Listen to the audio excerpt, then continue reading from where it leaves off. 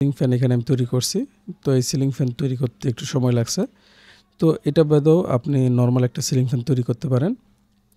যেমন এখান থেকে একটা সার্কেল নিতে পারেন।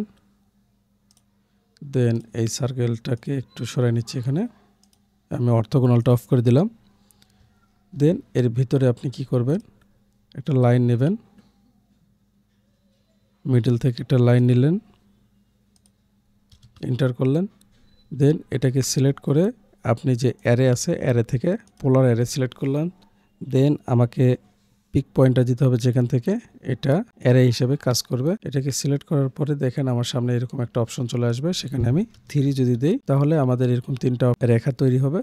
তো এটাই মেইনলি ফ্যানের আইকন হিসেবে ইউজ করা হয়। তো আমরা একটু দেখি যদি একটু ইউনিক আইকন তৈরি করি তাহলে কীভাবে তৈরি করতে পারি যে ফ্যানেরটা। তো প্রথমে একটা সার্কেল নিলাম। দেন আমি আরেকটা সার্কেল দরকার, এই মিডল থেকে একটা সার্কেল নেব। এখন করব কি একটা লাইন নেব, এই সার্কেলে যে মিডল পয়েন্ট আছে সেখান থেকে একটা লাইন নিলাম। দেন এইদিকে আমি একটু বর্ধিত করে নিয়ে একটু বাঁকা করে নিয়ে নিলাম। দেন এইখানে একটু রেখে নিচের দিকে মিলিত করে দিলাম, এন্টার করলাম। এখন আমি করব কি, এই যে পোর্শনটা আছে এটাকে আমি মিরর করব, যার জন্য পুরোটাকে সিলেক্ট করলাম, মিরর করব এই মিডল থেকে। এখন আমি অর্থোগোনালটা অন করে দেব এবং এই রেখাটা এই পয়েন্টে মিলিত করে দিলাম। দেন আমার কাজ আসবে ট্রিম। মিডল পয়েন্টগুলো কেটে দিলাম, এই মিডল কেটে দিলাম, নিচের অংশ কেটে দেব। এখন আমি করব কি, এই যে ফ্যানটা আছে সিলেক্ট করছিলাম, এটাকে সিলেক্ট করলাম,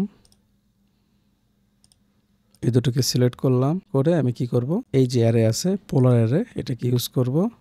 এখানে পোর্শনে গেলে এর মিডল পয়েন্টটা দেখাবে, মিডল পয়েন্টে ক্লিক করলাম। দেন আমাদের এরকম ফ্যান তৈরি হয়েছে, যেহেতু 6 দেওয়া আছে 6টা হয়েছে, এখানে আমি 3টা দিলাম। এরপর যদি আমি এখানে ক্লোজ অ্যারে দেই আমার এখানে 3টা পাখাওয়ালা ফ্যান তৈরি হবে।